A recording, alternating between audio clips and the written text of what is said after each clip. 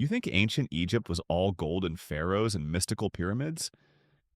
Tomorrow, you could discover burial practices so disturbing they make modern horror movies look like children's bedtime stories. The land of the Nile harbored intimate rituals that would shatter every romanticized notion you have about this ancient civilization.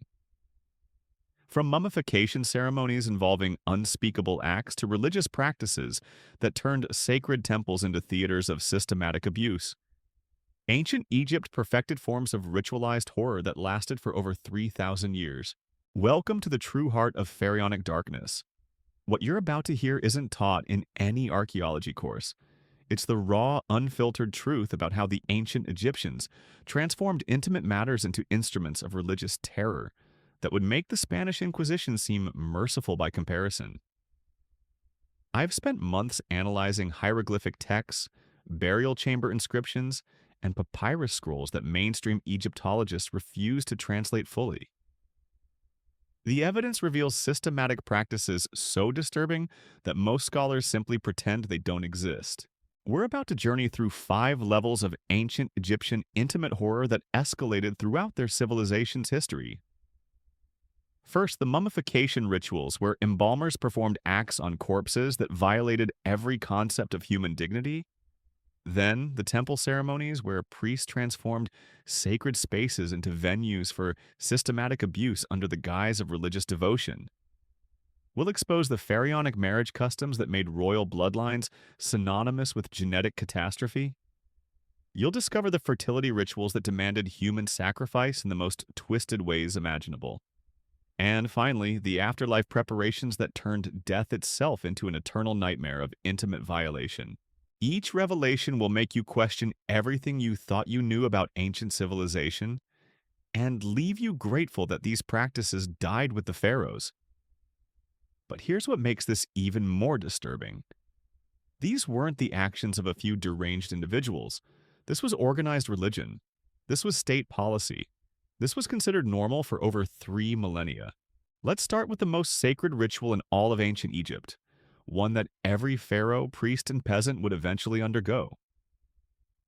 The mummification process that modern museums present as respectful preservation of the dead. The reality was far more sinister than any Hollywood mummy movie dared to imagine. Picture the House of the Dead in Memphis around 1350 BCE. The morning sun streams through narrow windows as embalmers prepare for another day's work. But these aren't the dignified preservationists you learned about in school. These are men who have turned corpse violation into a religious art form, complete with ceremonial tools and sacred justifications for acts that would constitute the worst crimes imaginable if performed on the living. The chief embalmer, a priest named Kayemwaset, approaches the body of a young woman who died 3 days earlier. She was perhaps 20 years old, the wife of a minor official, beautiful enough in life to warrant the expensive 70-day mummification process. But beauty becomes a curse in the House of the Dead, because the embalmers have developed rituals that go far beyond simple preservation. Here's what the hieroglyphic texts actually describe, translated from papyri that most museums keep locked away from public view. The embalmer begins with prayers to Anubis, the jackal-headed god of mummification. But these prayers aren't requests for peaceful rest. They're invocations for what the texts call the sacred joining of the living and the dead. The embalmer believes he's performing a religious duty that will ensure the deceased's successful journey to the afterlife. The reality is systematic necrophilia disguised as sacred ritual. The process begins with the removal of internal organs, a procedure every schoolchild learns about. What they don't teach is that certain embalmers would violate the corpse before this removal, believing that their seed would help preserve the body for eternity. The hieroglyphic term translates roughly to the gift of life essence, but the explicit descriptions leave no doubt about what actually occurred. Young, attractive corpses received special attention, with some embalmers keeping detailed records of their interactions with the dead. One papyrus from Thebes, dated to the reign of Rameses II, contains the confession of an embalmer named Amenhotep, who describes his sacred duties with 23 different female corpses over the course of a single year. He meticulously records their ages, their physical attributes, and the specific rituals he performed. The document reads like the journal of a serial killer, except it was considered religious devotion worthy of praise from the temple hierarchy. The violation didn't end with the embalmer's personal gratification.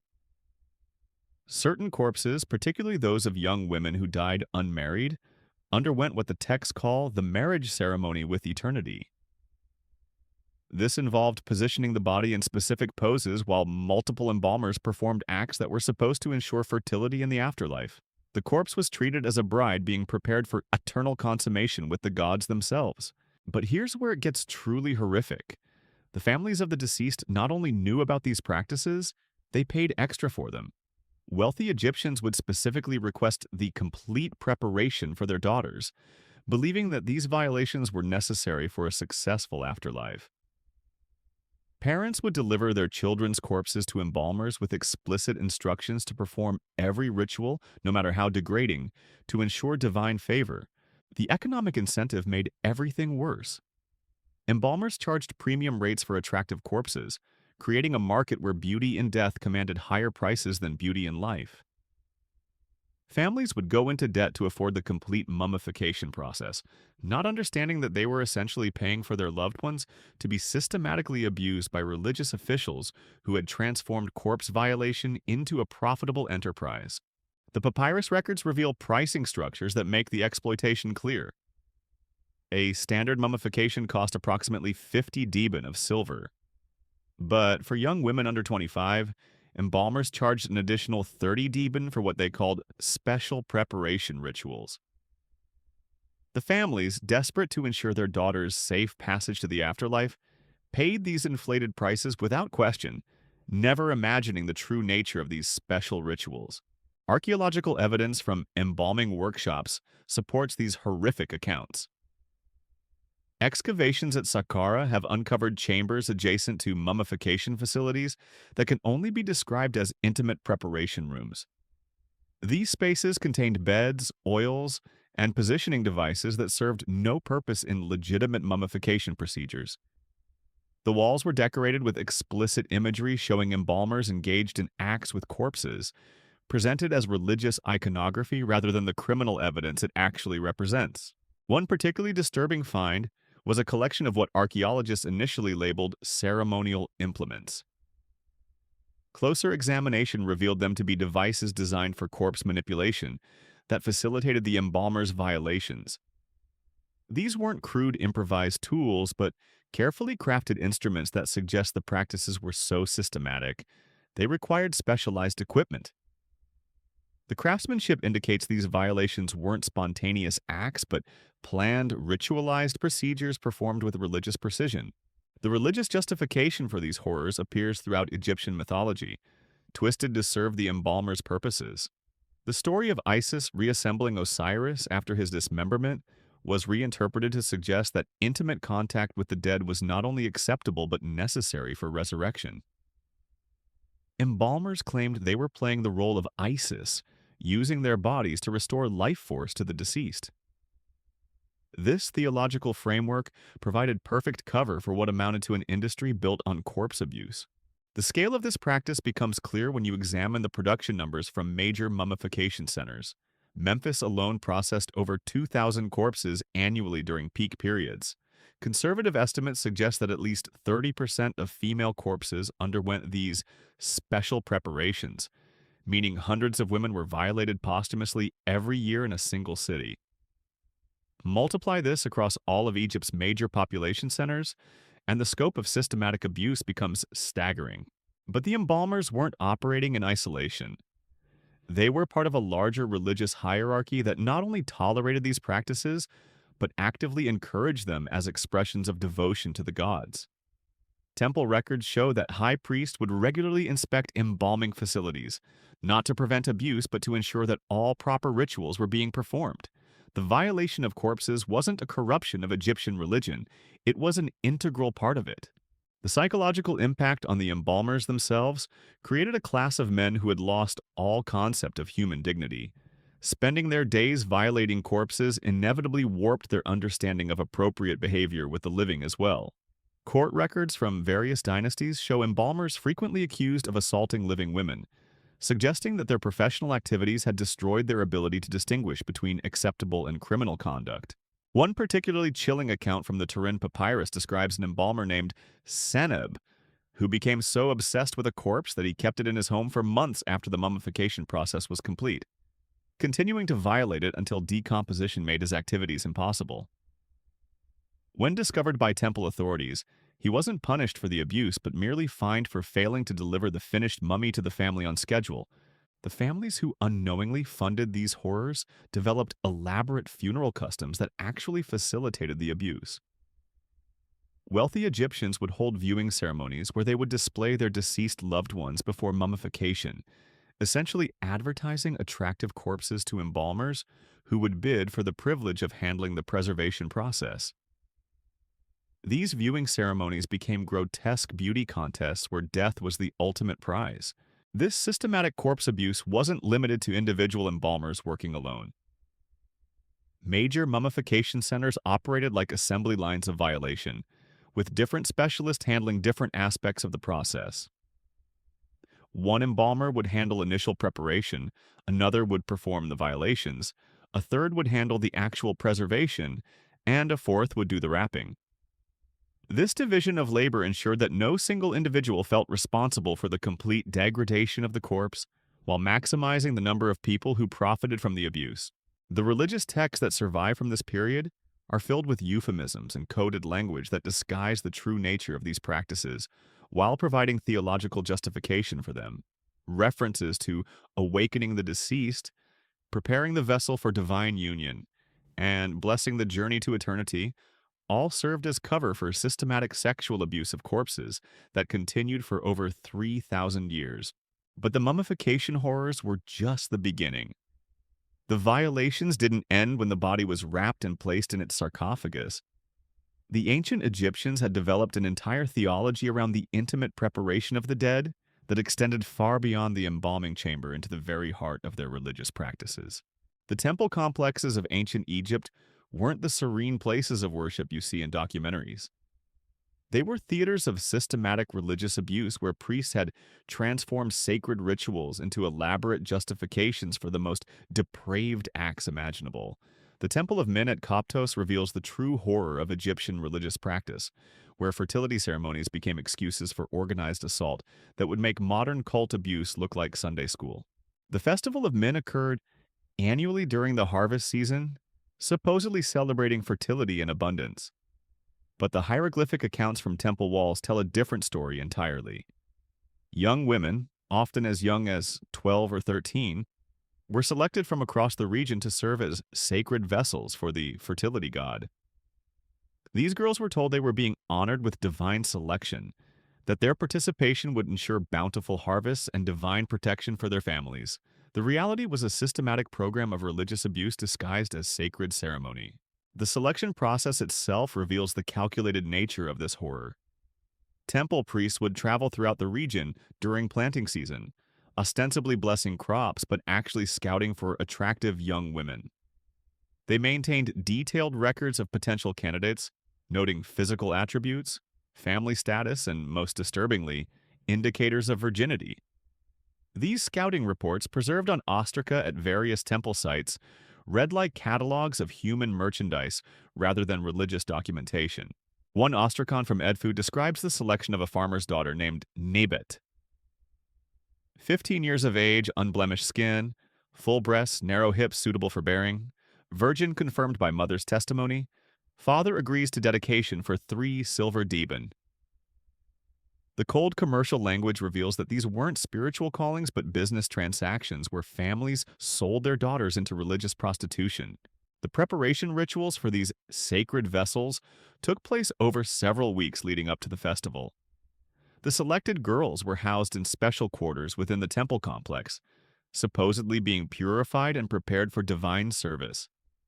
In reality, they were being systematically broken down psychologically and physically prepared for what awaited them during the ceremony itself. The purification process involved daily rituals that were designed to destroy the girls' sense of personal autonomy.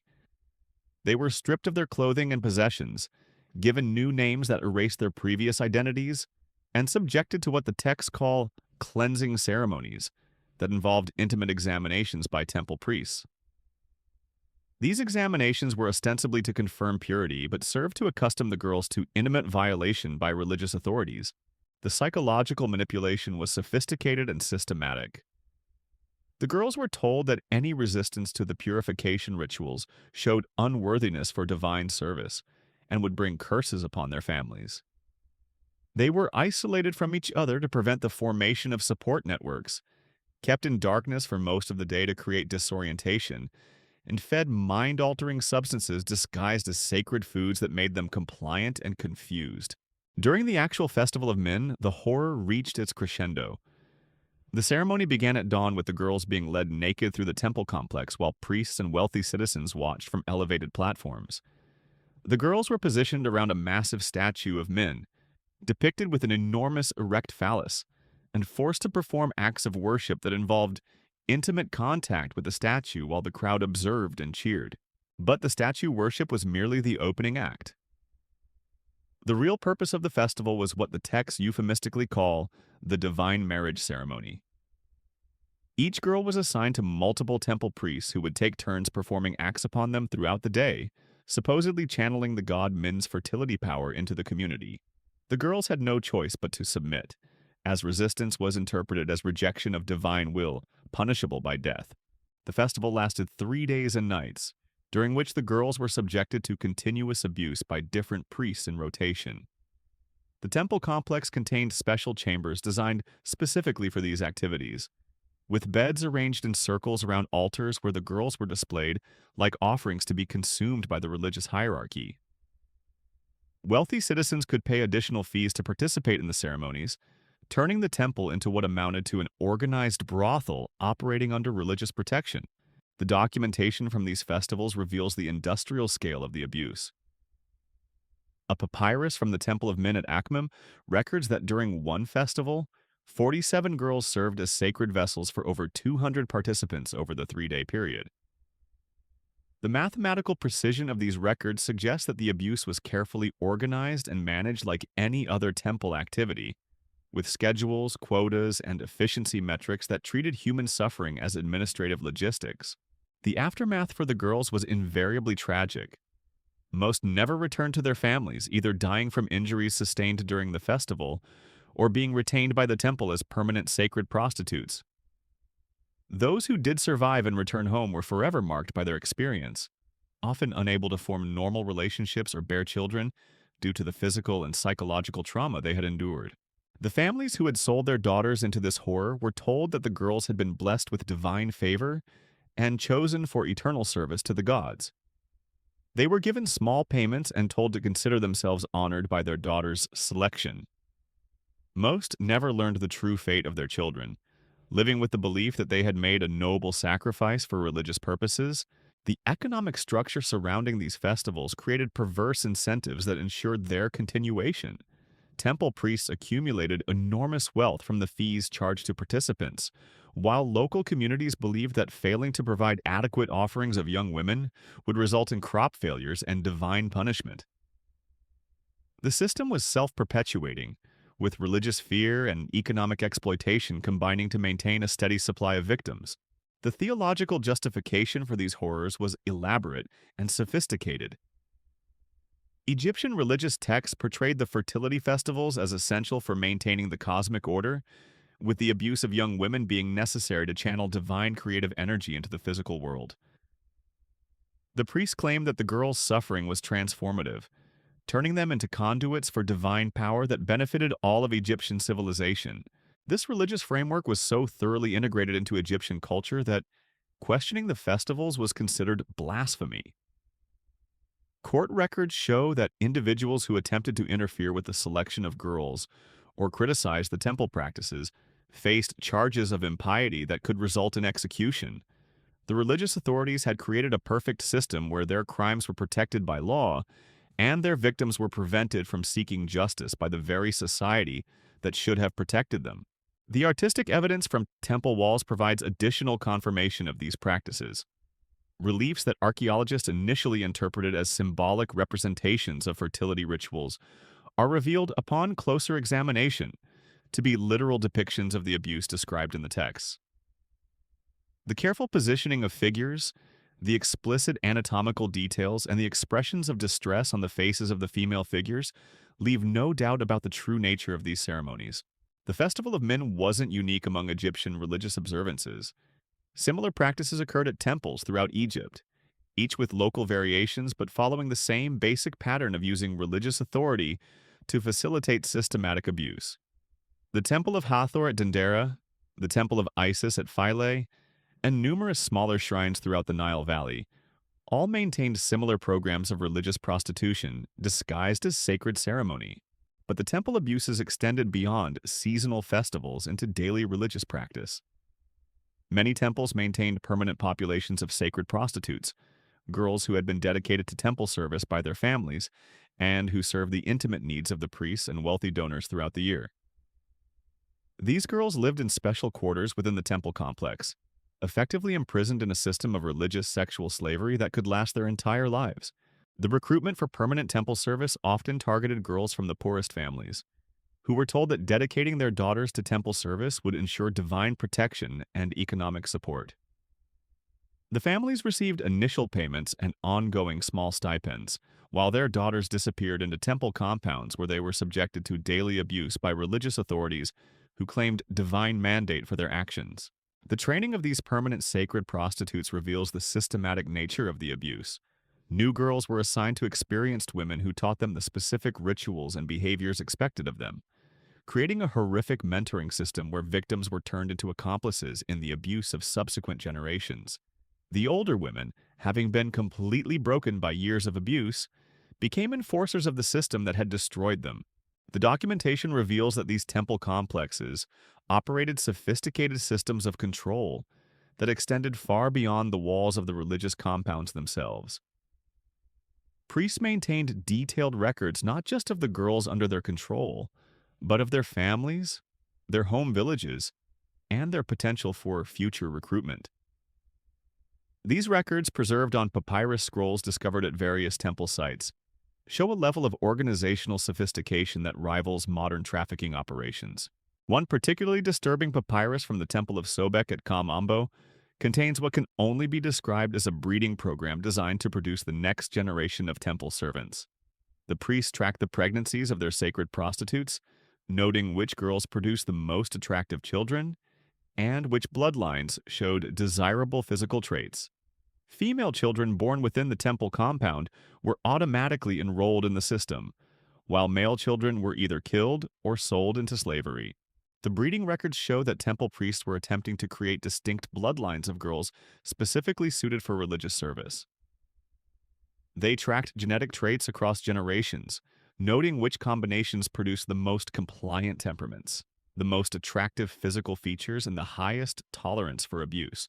This wasn't random exploitation, but a systematic attempt to breed human beings like livestock for the specific purpose of sexual servitude. The girls born into this system never knew any life outside the temple walls. They were raised from infancy to believe that serving the intimate needs of priests and temple donors was their sacred duty and their highest possible achievement in life. The psychological conditioning was so complete that many of these girls would fight to defend the system that abused them, viewing any attempt at rescue as an attack on their religious calling. The medical papyri from temple archives reveal another horrifying aspect of this system. Temple physicians developed sophisticated techniques for managing the physical consequences of systematic abuse. They created detailed guides for treating injuries, preventing pregnancies, and maintaining the girl's usefulness for as long as possible. These medical texts read like maintenance manuals for human machinery, with clinical discussions of how to repair damage and optimize performance. One medical papyrus from Karnak describes procedures for restoring tightness to girls who had been damaged by excessive use, involving surgical techniques that were essentially genital mutilation, designed to make continued abuse more pleasurable for the perpetrators. The casual tone of these medical instructions reveals how completely normalized the abuse had become within the temple hierarchy. The economic records show that temples derived enormous revenue from their prostitution operations. Wealthy Egyptians would pay premium rates for access to virgin girls, with prices increasing based on youth, beauty, and perceived purity. The temples maintained pricing schedules that treated human beings as commodities, with different rates for different types of service and duration of access. Some temples operated what amounted to membership systems, where wealthy patrons could pay annual fees for unlimited access to the sacred prostitutes. These memberships were hereditary, passed from fathers to sons like any other valuable asset. The waiting list for these memberships could stretch for years, with some families planning generations in advance for access to temple services. The corruption extended throughout Egyptian society as temple profits were used to buy political influence and legal protection. Court officials received regular payments to ensure that any complaints about temple practices were dismissed or ignored. Military commanders were given free access to temple services in exchange for providing security and preventing interference from concerned citizens. The legal framework protecting these practices was comprehensive and ruthless. Egyptian law explicitly recognized the right of temples to maintain sacred prostitutes and criminalized any interference with religious ceremonies. Families who attempted to reclaim daughters who had been dedicated to temple service faced charges of theft of temple property, punishable by death or enslavement. The psychological warfare used to maintain control over both victims and their families was sophisticated beyond imagination. Temples employed networks of informants who monitored communities for signs of dissent or rescue attempts. Families who showed reluctance to participate in the system found themselves targeted for harassment, economic sabotage, and religious persecution that could destroy entire bloodlines. The priests developed elaborate mythologies to justify their actions, claiming that the sacred prostitutes were actually goddesses incarnate who chose to take human form to serve the divine will. The girls were taught to believe they were divine beings, temporarily inhabiting human bodies, making any suffering they experienced a sacred sacrifice for the greater good of Egyptian civilization. This divine mythology created a perfect psychological trap. The girls couldn't complain about their treatment without denying their own divinity, which they had been conditioned to believe was their only source of value and meaning. They became complicit in their own abuse, defending the system that destroyed them because it was the only identity they had ever known. The artistic evidence from private tombs reveals how deeply these practices were integrated into Egyptian elite culture. Wealthy nobles commissioned tomb paintings showing themselves participating in temple ceremonies, apparently viewing their involvement in systematic abuse as achievements worthy of eternal commemoration. These tomb paintings provide clear evidence that what happened in temples wasn't hidden or shameful, but celebrated as religious devotion. The international dimension of these practices shows that Egyptian temple prostitution wasn't an isolated phenomenon, but part of a broader network of human trafficking that connected ancient civilizations. Diplomatic correspondence reveals that temples would trade girls with similar institutions in Mesopotamia, Nubia, and the Levant, creating an international market in human suffering that spanned the entire ancient world. Egyptian temples maintained what amounted to catalogs of available girls, complete with detailed descriptions of physical attributes, sexual capabilities, and special skills. These catalogs were shared with foreign temples and wealthy international clients, turning human beings into export commodities that generated revenue for the Egyptian state while spreading Egyptian cultural practices throughout the region. The seasonal nature of many religious festivals created regular demand for fresh victims that temples struggled to meet through local recruitment alone. During major festivals, temples would import girls from throughout the Egyptian empire and beyond, creating temporary populations of hundreds or thousands of victims, concentrated in single locations for mass abuse events that lasted for weeks. The logistics of managing these mass abuse events required sophisticated planning and coordination. Temples maintained detailed schedules showing which girls would be available at which times, organized transportation for wealthy clients traveling from distant locations, and coordinated with local authorities to ensure adequate security and medical support for the anticipated volume of victims. The medical consequences for the girls were catastrophic and permanent. Temple physicians documented high rates of internal injuries, infections, and psychological breakdown among the sacred prostitutes. The average lifespan of a girl entering temple service was less than 5 years, with most dying from complications of abuse, suicide, or deliberate elimination when they became too damaged to generate revenue. The disposal of dead victims was handled with the same bureaucratic efficiency as every other aspect of the system. temples maintained special burial grounds for sacred prostitutes who died in service, though these weren't honored graves but mass disposal sites where bodies were dumped without ceremony or identification. Archaeological excavations of these sites reveal the true scale of the carnage, with thousands of skeletal remains showing evidence of systematic abuse and violent death.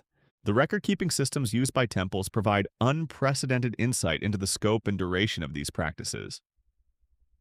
Some temples maintained continuous operations for over 1,000 years, with detailed logs showing millions of individual acts of abuse performed by thousands of perpetrators against tens of thousands of victims. The mathematical precision of these records reveals an institutional commitment to systematic abuse that defies modern comprehension. The training programs for new priests included explicit instruction in the management and abuse of sacred prostitutes, suggesting that these practices were considered essential skills for religious leadership. New priests were required to demonstrate their competence in victim control, psychological manipulation, and physical abuse before being granted full religious authority. The expansion of temple prostitution throughout Egyptian history shows how successful abuse systems tend to grow and metastasize over time. What began as isolated practices in a few temples eventually became standard operations throughout the Egyptian religious hierarchy, with new temples automatically incorporating prostitution facilities into their architectural plans and operational procedures. The cultural normalization of these practices was so complete that Egyptian literature and poetry frequently referenced temple prostitutes as symbols of beauty and desirability, not as victims of systematic abuse. Popular songs celebrated the experience of visiting temples for sexual services, while religious texts praised the sacred prostitutes as embodiments of divine feminine power, serving the needs of worthy men. The economic impact of temple prostitution on Egyptian society was enormous, generating revenues that funded not only religious activities, but also massive construction projects, military campaigns, and international trade ventures. The systematic abuse of women and girls became a foundational element of Egyptian economic prosperity, making the entire civilization complicit in crimes against humanity that continued for millennia. But the temple horrors were merely one aspect of a broader system of institutionalized abuse that permeated every level of Egyptian society. The royal marriage customs that created the pharaonic dynasties represent perhaps the most catastrophic example of how religious and political power could be used to justify practices that destroyed human lives on an industrial scale. The pharaonic marriage system wasn't just politically strategic arranged unions between royal houses. It was a deliberate program of genetic destruction disguised as divine mandate that created bloodlines so corrupted they produced rulers who were barely human. The Egyptian concept of royal purity demanded that pharaohs marry within their immediate families to preserve the divine essence of their bloodline. What this actually created was a millennium-spanning experiment in systematic inbreeding that turned the most powerful throne on earth into a parade of physical and mental grotesques. King Tutankhamun wasn't the boy king of romantic legend. He was the product of a brother-sister union, so genetically catastrophic that his body was a catalog of deformities that would make modern medical students weep. CT scans of his mummy reveal a cleft palate, a severely deformed spine, a clubfoot, and internal organs so malformed that he likely lived in constant agony. His famous golden burial mask wasn't just artistic idealization. It was necessary camouflage for a face so twisted by genetic damage that his subjects couldn't look upon their god king without horror. The marriage records from the 18th dynasty read like a genetic nightmare made manifest. Akhenaten married his own daughter Ankhesenamun while she was still a child, producing offspring so deformed that most died in infancy. Those who survived were hidden away in palace quarters, fed through tubes, and attended by physicians who were sworn to secrecy about the true condition of the royal bloodline. The royal family tree wasn't branching, it was strangling itself with its own roots. Cleopatra Sesfinth, the legendary beauty who supposedly seduced Julius Caesar and Mark Antony, was actually the product of 12 generations of brother-sister marriages within the Ptolemaic dynasty. Historical accounts describe her as having severe facial asymmetry, a pronounced overbite, and skin conditions that required constant cosmetic treatment. Her legendary beauty was entirely constructed through makeup, lighting, and the political necessity of maintaining the illusion of divine perfection. The palace records reveal the horrific reality behind royal marriage ceremonies. These weren't celebrations, but medical procedures designed to continue bloodlines that should have ended centuries earlier. Royal brides as young as 8 years old were subjected to intimate examinations by court physicians who would determine their readiness for breeding with their own fathers or brothers. The ceremonies themselves were conducted in private, away from court observers who might witness the physical difficulty of consummating unions between severely deformed individuals. The genetic counseling papyri from Memphis provide disturbing evidence of how palace physicians attempted to manage the consequences of royal inbreeding. They developed detailed charts tracking which combinations of royal relatives produced the least damaged offspring, essentially treating the pharaonic bloodline like a livestock breeding program. When certain genetic combinations proved too catastrophic, they would arrange for substitute fathers from the priest class, though the children would still be presented as products of royal unions. The infant mortality rate among royal children was catastrophic, with over 80% dying before their first birthday. Palace records show that royal women were kept constantly pregnant in desperate attempts to produce viable heirs, with some queens bearing 15 or 20 children before producing a single survivor capable of assuming the throne. The royal nurseries were essentially medical wards filled with dying infants, whose genetic damage was so severe that survival was nearly impossible. The few royal children who did survive to adulthood were often so mentally impaired that they required constant supervision and guidance from palace advisors.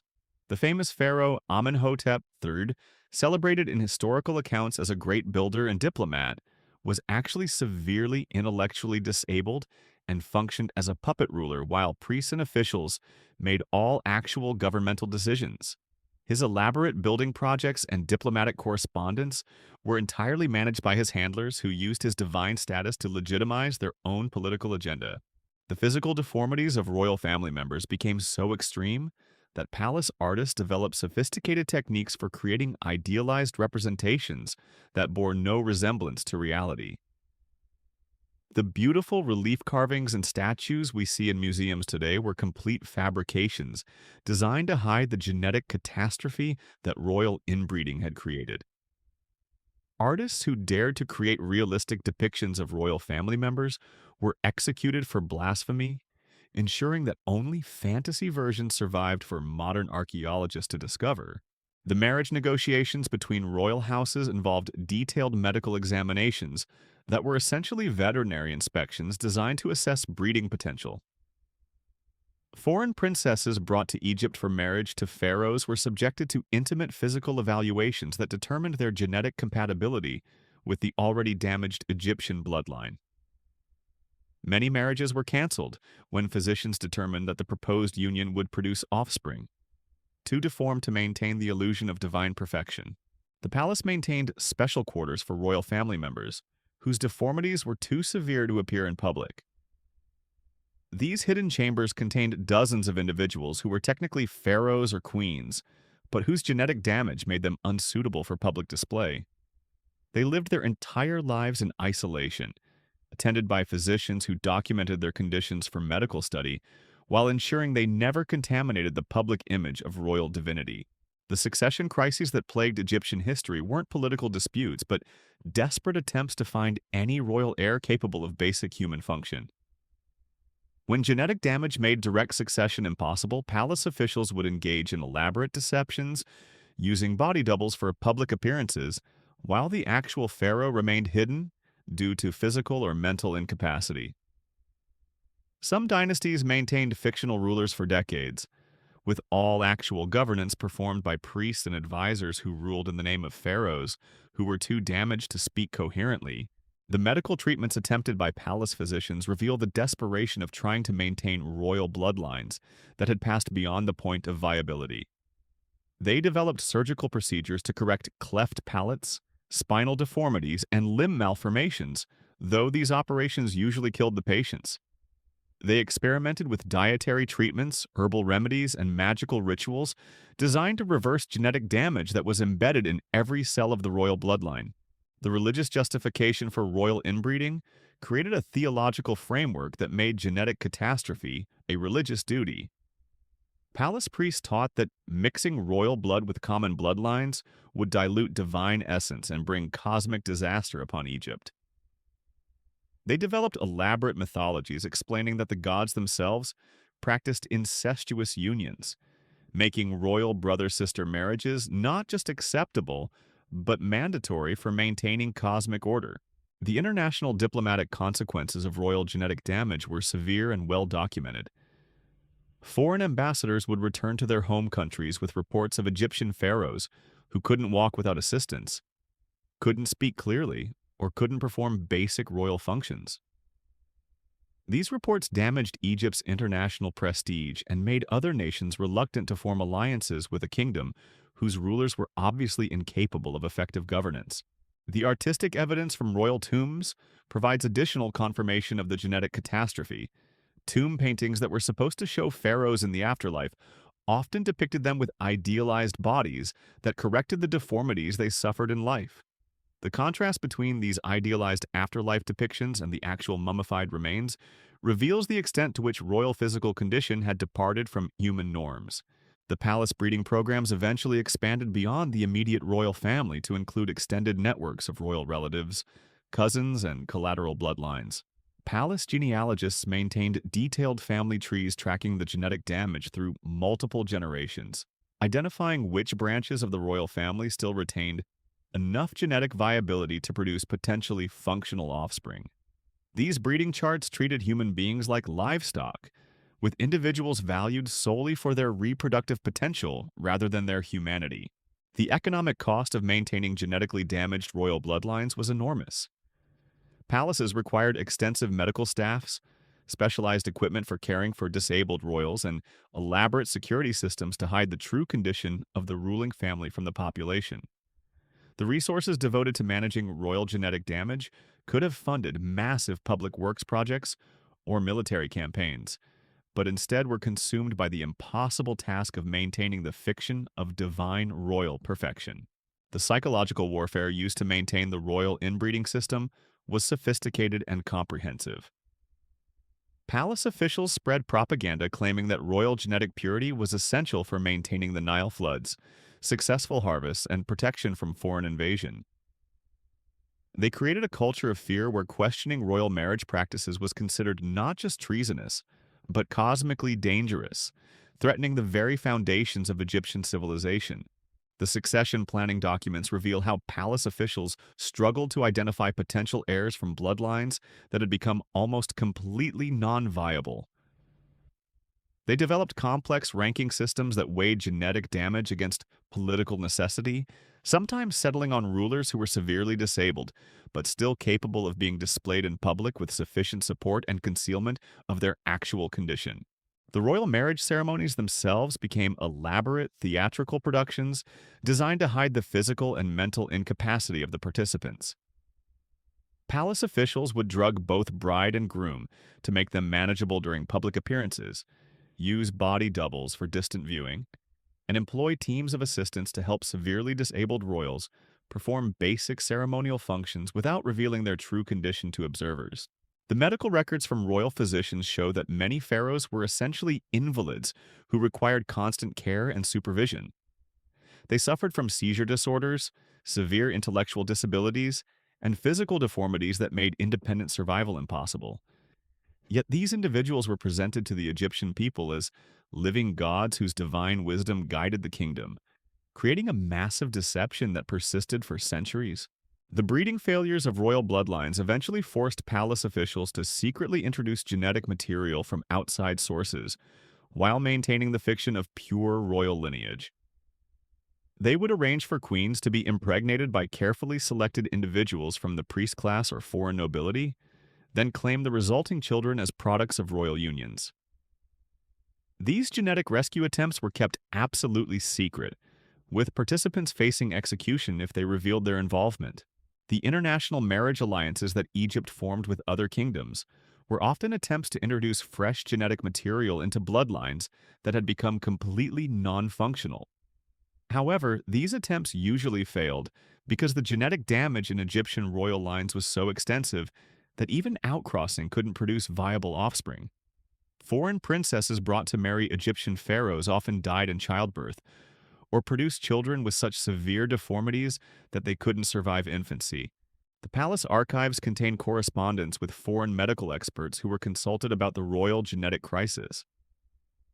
These physicians, writing from Mesopotamia, Anatolia, and Nubia, provided surprisingly sophisticated analyses of inheritance patterns and breeding strategies. Their recommendations were largely ignored because implementing them would have required abandoning the religious framework that justified royal power through divine bloodline purity.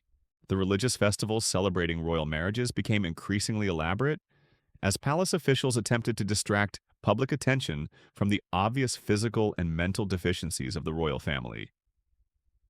These celebrations cost enormous sums and required months of preparation, but they were necessary to maintain the illusion that royal unions were blessed by the gods rather than cursed by genetic catastrophe. The artistic workshops that created royal portraits and sculptures developed increasingly sophisticated techniques for concealing deformities and creating idealized representations. Master sculptors were trained in medical anatomy so they could understand how to correct genetic abnormalities in their artistic representations. These workshops operated under strict security, with artists sworn to secrecy about the true appearance of their royal subjects. The palace medical schools that trained physicians to care for royal family members became centers of genetic research that were centuries ahead of their time. These physicians developed detailed understanding of inheritance patterns, genetic dominance, and breeding strategies that wouldn't be rediscovered by European science until the 19th century. However, their knowledge was used not to improve human health, but to perpetuate a system of genetic destruction that served political and religious purposes. The royal mummification processes were specially designed to conceal genetic deformities and create the illusion that pharaohs possessed perfect divine bodies. Palace embalmers developed sophisticated techniques for reconstructing malformed skulls, correcting spinal deformities, and patting out withered limbs to create mummies that bore no resemblance to the actual physical condition of the deceased rulers. These mummification deceptions were so sophisticated that modern archaeologists initially failed to recognize the extent of royal genetic damage. The succession disputes that characterized late Egyptian dynasties were often struggles between different factions supporting rival claimants who were all genetically unsuitable for rule. Palace officials would engage in elaborate political maneuvering to place their preferred candidates on the throne, knowing that all available options were severely compromised by genetic damage. These power struggles were less about political ideology than about which group could most effectively conceal and manage royal incapacity. The foreign invasions that eventually ended pharaonic rule were facilitated by the genetic collapse of royal bloodlines that could no longer produce effective military or political leadership. Foreign conquerors found Egyptian resistance hampered by rulers who couldn't make coherent strategic decisions, coordinate military campaigns, or inspire loyalty among their subjects. The genetic destruction of royal bloodlines had effectively decapitated Egyptian civilization from within.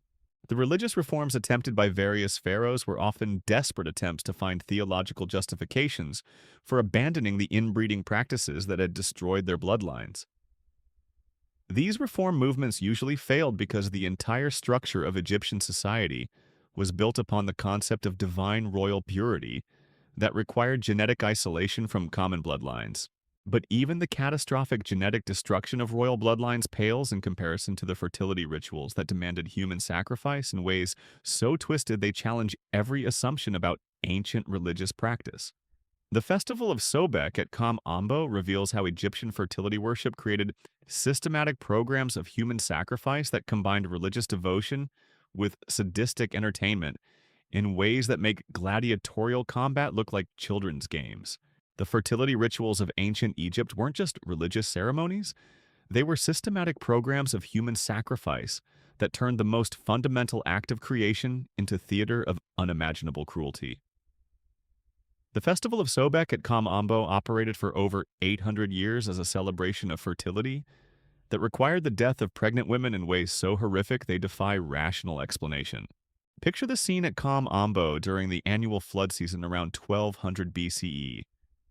The Nile has reached its peak, and thousands of Egyptians have gathered at the temple complex to witness what they believe will ensure another year of abundant harvests. But this isn't a harvest festival as modern people understand such things. This is a carefully orchestrated program of ritualized murder disguised as religious necessity. The selection process for fertility sacrifice victims reveals the calculated nature of Egyptian religious murder. Temple priests maintained detailed records of pregnant women throughout the region, tracking their due dates, their health, and, most disturbingly, their physical attractiveness. The most beautiful pregnant women were marked for special selection, as Egyptian theology taught that the gods preferred aesthetically pleasing offerings for their most important rituals. One papyrus from Kom Ombo describes the selection of a merchant's wife named Isis, who was 7 months pregnant with her first child. The document notes her age as 16, describes her physical appearance in clinical detail, and records the payment made to her husband for her dedication to temple service. The payment was substantial, equivalent to several years of normal income, but the document makes clear that this was purchase price for a human sacrifice, not compensation for voluntary religious service. The preparation rituals for fertility sacrifice were designed to maximize both religious spectacle and victim suffering. Selected women were brought to the temple complex weeks before the actual ceremony and housed in special chambers where they underwent what the texts call purification processes. These preparations involved systematic psychological torture designed to break down the victim's resistance while maintaining their physical condition for the climactic sacrifice. The women were isolated from family and friends, told that any communication with the outside world would doom their unborn children to eternal punishment in the afterlife. They were subjected to daily interrogations by priests who claimed to be assessing their spiritual worthiness for divine service. These interrogations included intimate physical examinations ostensibly to confirm the health of their pregnancies, but actually designed to familiarize the victims with violation and helplessness. The psychological manipulation was sophisticated beyond modern comprehension. The women were told that their sacrifice would ensure the fertility of all Egypt for the coming year, that their deaths would prevent famine and disaster for millions of people. They were shown elaborate ceremonies honoring previous fertility martyrs, complete with golden statues and eternal flame monuments supposedly dedicated to women who had achieved divine status through sacrificial death. The actual fertility sacrifice ceremony began at dawn on the day of peak flood and lasted until sunset. The pregnant women were led naked through the temple complex while thousands of worshippers lined the processional route. But this wasn't a solemn religious procession. The crowd was encouraged to participate actively, touching the victims, making lewd comments about their pregnant bodies, and engaging in behaviors that would constitute assault in any civilized context. The women were positioned around a massive altar dedicated to Sobek, the crocodile god of fertility and the Nile flood. The altar itself was carved with explicit imagery showing pregnant women being devoured by crocodiles while giving birth, supposedly representing the cycle of death and renewal that governed natural fertility. The symbolism was clear. These women would die in the act of giving life, their sacrifice ensuring continued abundance for Egyptian civilization. The method of sacrifice was precisely calibrated to maximize both religious significance and victim suffering. The women were not killed quickly or humanely. Instead, they were subjected to procedures designed to force premature labor while keeping them conscious and aware throughout the entire process.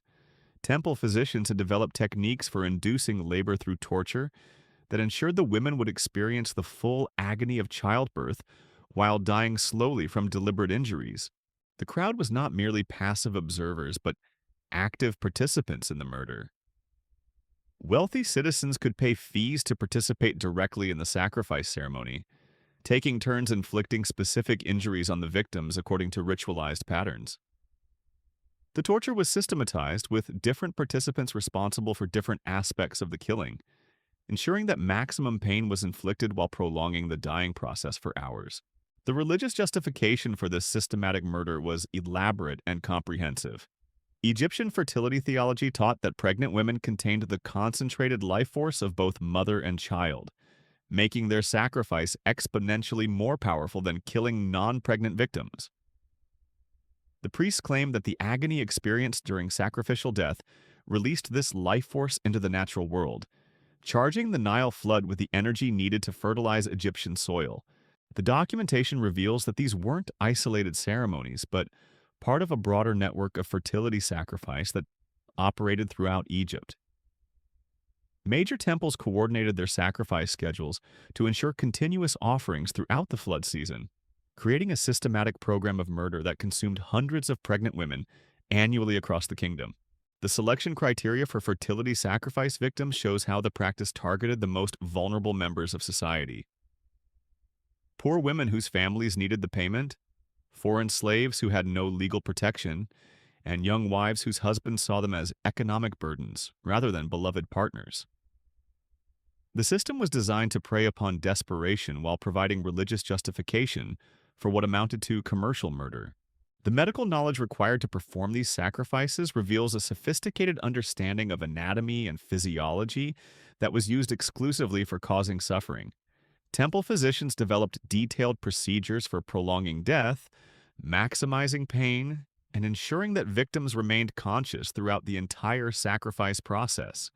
These medical techniques were passed down through generations of religious murderers who refined their methods over centuries. The economic structure surrounding fertility sacrifice created perverse incentives that ensured its continuation. Temples derived enormous revenue from wealthy citizens who paid premium rates to participate in the ceremonies. Local communities believed that failing to provide adequate sacrificial offerings would result in crop failures and famine. The system was self-perpetuating, with economic necessity and religious terror combining to maintain a steady supply of pregnant victims. The international dimension of fertility sacrifice shows that Egyptian practices influenced similar ceremonies throughout the ancient world. Diplomatic correspondence reveals that Egyptian priests provided technical assistance to foreign temples seeking to establish their own fertility sacrifice programs. The systematic murder of pregnant women became an Egyptian export that spread throughout the Mediterranean and African regions. The artistic evidence from temple walls provides horrifying confirmation of these practices. Reliefs that archaeologists initially dismissed as symbolic representations are revealed to be literal documentation of sacrifice ceremonies. The detailed depictions of pregnant women being tortured to death, while crowds observe and participate, leave no doubt about the reality of these systematic murders. The seasonal timing of fertility sacrifices was precisely calculated to maximize both religious impact and agricultural effectiveness. The ceremonies were scheduled to coincide with peak flood levels, when Egyptian farmers were most anxious about the coming growing season. The psychological impact of witnessing mass murder at this crucial time created a powerful association between violence and fertility that shaped Egyptian agricultural practices for millennia. The disposal of sacrifice victims' bodies was handled with characteristic bureaucratic efficiency. The remains were not treated with respect or given proper burial, but were fed to sacred crocodiles maintained specifically for this purpose. The crocodiles themselves became objects of worship, supposedly transformed into divine beings through their consumption of sacrificial human flesh. The children born during fertility sacrifice ceremonies, if they survived the murder of their mothers, faced a fate arguably worse than death. These infants were considered sacred but cursed, marked by their violent births for lives of ritual servitude. They were raised within temple complexes as permanent offerings to the gods, never knowing freedom or normal human relationships. The psychological impact on Egyptian society of witnessing systematic fertility sacrifice was profound and lasting. Generations of Egyptians grew up believing that the murder of pregnant women was not only acceptable but necessary for their survival. The normalization of this violence created a culture where human life had no inherent value beyond its utility for religious and economic purposes. The priests who conducted fertility sacrifices developed psychological profiles that reveal the corrupting influence of systematic murder. These men, who began as religious students seeking to serve their gods, gradually transformed into sadistic killers who derived pleasure from inflicting maximum suffering on helpless victims. The religious framework provided perfect justification for indulging their worst impulses while claiming divine mandate. The training programs for new sacrifice priests included detailed instruction in torture techniques, psychological manipulation, and crowd management. New priests were required to participate in multiple sacrifice ceremonies before being granted full authority, ensuring that the knowledge and techniques needed for systematic murder were preserved and transmitted across generations. The medical treatments developed for sacrifice victims reveal the paradoxical nature of Egyptian fertility worship. Temple physicians created sophisticated procedures for keeping victims alive and conscious during extended torture sessions, essentially developing medical techniques for prolonging suffering rather than alleviating it. These physicians took sacred oaths to preserve life, then used their knowledge to ensure maximum agony for sacrifice victims. The crowd control techniques used during fertility sacrifice ceremonies show that Egyptian authorities understood they were managing potentially dangerous situations. Large numbers of people witnessing systematic torture could easily become uncontrollable mobs. Temple guards developed sophisticated methods for channeling crowd violence in controlled directions, while preventing riots that might disrupt the carefully orchestrated sacrifice procedures. The record-keeping systems maintained by fertility sacrifice temples provide unprecedented insight into the scope and duration of these practices. Some temples maintained continuous sacrifice operations for over 500 years, with detailed logs showing thousands of individual murders performed by hundreds of perpetrators against pregnant women from across the Egyptian empire. The expansion of fertility sacrifice throughout Egyptian history shows how successful violence tends to grow and spread over time. What began as isolated ceremonies in a few temples eventually became standard practice throughout the Egyptian religious hierarchy, with new temples automatically incorporating sacrifice facilities into their architectural plans and operational procedures. The international reputation of Egyptian fertility sacrifice attracted visitors from throughout the ancient world, who came specifically to witness the systematic murder of pregnant women. These religious tourists paid substantial fees for the privilege of observing or participating in the ceremonies, creating an international market for violence that generated significant revenue for Egyptian temples. The diplomatic consequences of fertility sacrifice were complex and revealing. Some foreign nations were horrified by Egyptian practices and refused diplomatic relations with a kingdom that systematically murdered pregnant women. Others were fascinated and sought to import Egyptian sacrifice techniques for use in their own religious systems. The legal framework protecting fertility sacrifice was comprehensive and absolute. Egyptian law explicitly recognized the right of temples to acquire pregnant women for sacrifice and criminalized any interference with religious ceremonies. Families who attempted to reclaim wives or daughters who had been selected for sacrifice faced charges of theft of temple property, punishable by death or enslavement.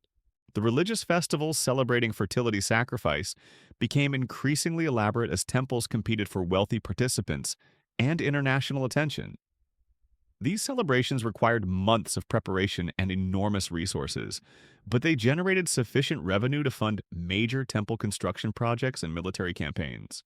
The archaeological evidence from sacrifice sites reveals the industrial scale of Egyptian fertility murder. Excavations at Kom Ombo and other temple complexes have uncovered mass burial sites containing thousands of skeletal remains, showing evidence of systematic torture and violent death. The bone analysis reveals that victims ranged in age from early teens to middle age, with all showing signs of late-term pregnancy at the time of death. But the fertility sacrifice horrors were merely preparation for the ultimate Egyptian nightmare: afterlife preparations that turned death itself into an eternal violation. The ancient Egyptians didn't just abuse the living and murder the pregnant. They created theological frameworks that extended intimate violation beyond death into eternity itself. The Book of Coming Forth. By day, mistakenly called the Book of the Dead by modern scholars, wasn't a guide to peaceful eternal rest. It was an instruction manual for perpetual intimate servitude in the afterlife that makes Christian concepts of hell look like vacation resorts. The Egyptian afterlife wasn't paradise for the deceased, but an eternal extension of the abuse systems that characterized their earthly civilization. The afterlife preparation rituals began immediately upon death and continued throughout the mummification process. But these weren't the respectful preservation ceremonies shown in documentaries.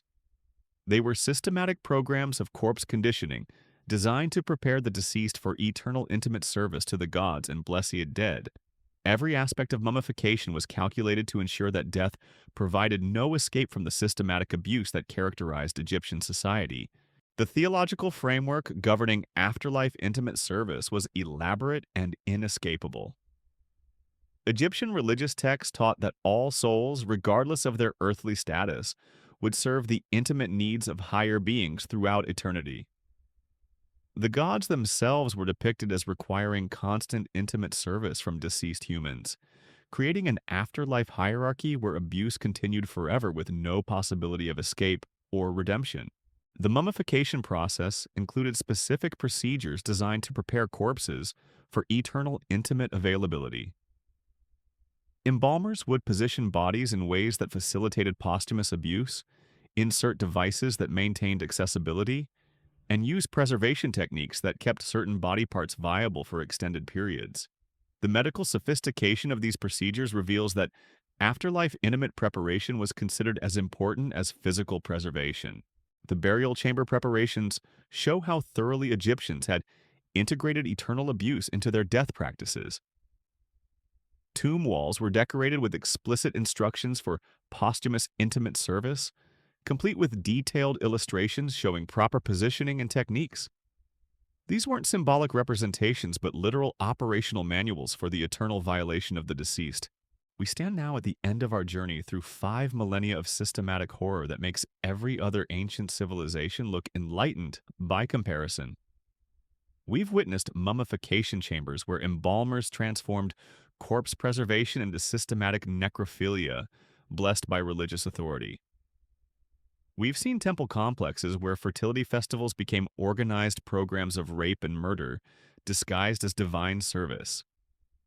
We've uncovered royal marriage systems that deliberately destroyed bloodlines through genetic catastrophe while maintaining the fiction of divine perfection. We've exposed sacrifice ceremonies that turned pregnancy into a death sentence and childbirth into public murder for entertainment. And we've revealed afterlife preparations that extended intimate violation beyond death into eternity itself. The ultimate revelation is this: ancient Egypt wasn't a civilization that occasionally produced monsters. It was a monster that occasionally produced civilization. Every pyramid, every temple, every golden treasure you admire in museums was built with wealth generated by systematic programs of abuse that operated continuously for over 3,000 years. The pharaohs you learned about in school weren't wise god kings, but figureheads for a system of institutionalized horror that makes modern totalitarian regimes look like amateur efforts. The scale defies comprehension. Millions of corpses violated during the mummification. Hundreds of thousands of women and children abused in temple ceremonies. Thousands of pregnant women murdered in fertility sacrifices. Entire royal bloodlines destroyed through deliberate genetic catastrophe. All of it justified by religious frameworks that transformed systematic cruelty into divine mandate. What this reveals about human nature should terrify every thinking person. The capacity for evil isn't limited to individual psychopaths or isolated incidents. Given proper organizational structures, religious justification, and economic incentives, entire civilizations can transform systematic abuse into cultural achievements. The Egyptians didn't see themselves as monsters. They saw themselves as the most advanced, most spiritual, most divinely favored people on earth. The most disturbing aspect isn't the individual acts of cruelty, but the institutional sophistication that sustained them. The detailed record keeping, the specialized training programs, the quality control systems, the international marketing networks. The Egyptians industrialized human suffering with the same efficiency they brought to pyramid construction and agricultural management.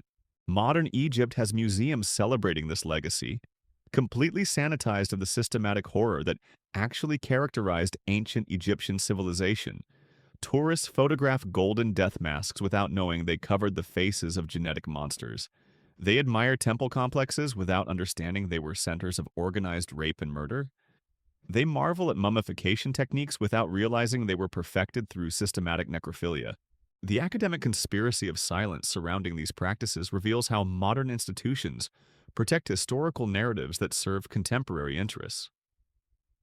The truth about ancient Egypt would destroy tourism revenues, challenge religious frameworks, and force uncomfortable questions about the nature of civilization itself.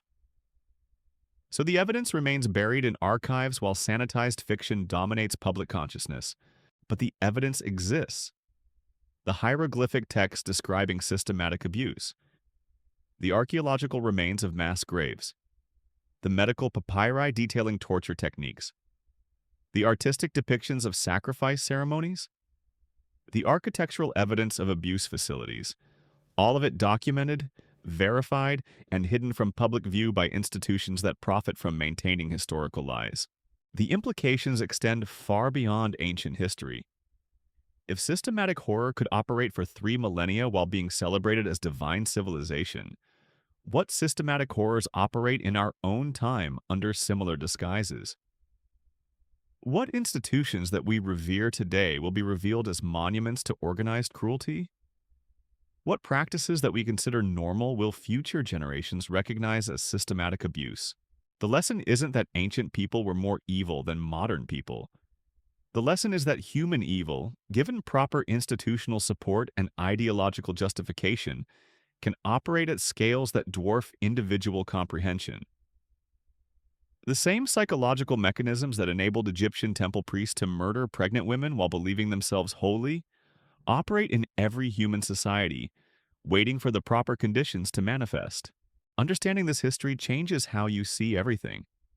Every religious institution claiming divine authority, every government demanding unquestioning obedience, every cultural practice justified by tradition rather than reason. The Egyptian example shows that systematic evil doesn't announce itself as evil. It presents itself as virtue, as necessity, as divine will. The privileged position you occupy, living in a time and place where systematic abuse isn't celebrated as religious achievement, isn't permanent or guaranteed. The institutional protections you take for granted, the legal frameworks that protect individual dignity, the cultural values that recognize human rights, all of these are fragile innovations that can disappear as quickly as they emerged.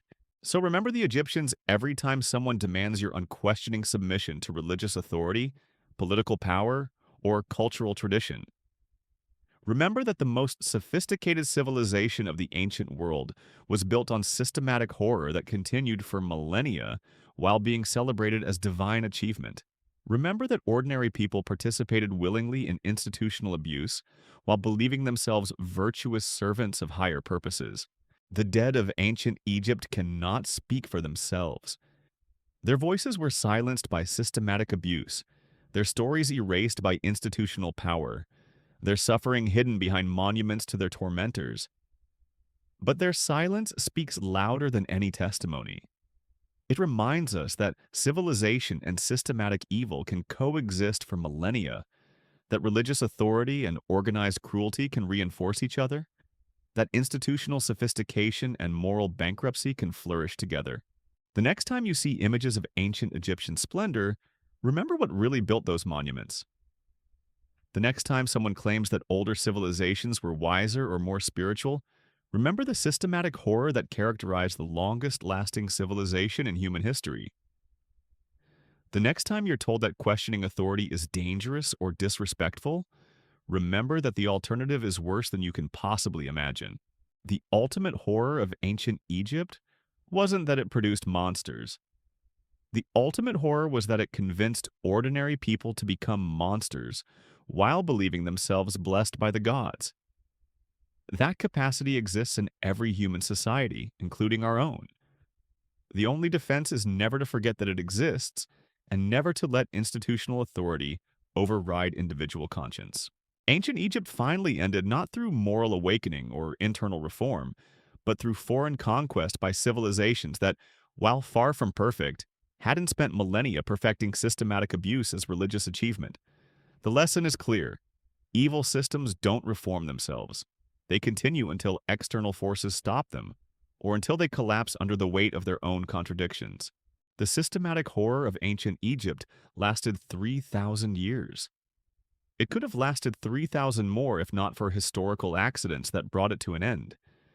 Remember that the next time someone tells you that human progress is inevitable, that civilization naturally evolves toward justice, or that institutional authority deserves your trust simply because it exists. The voices of the dead cry out across millennia with a simple message: never again.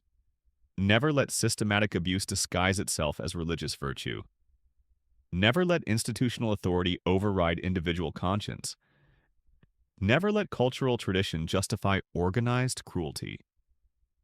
The price of forgetting these lessons isn't just historical ignorance.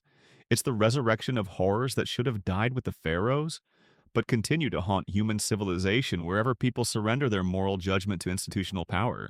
The ancient Egyptians believed their civilization would last forever, that their systematic abuse was blessed by eternal divine approval.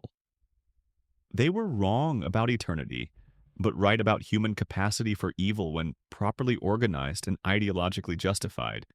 That capacity didn't die with ancient Egypt. It waits in every human heart and every human institution, ready to emerge whenever conditions permit. Remember the Egyptians.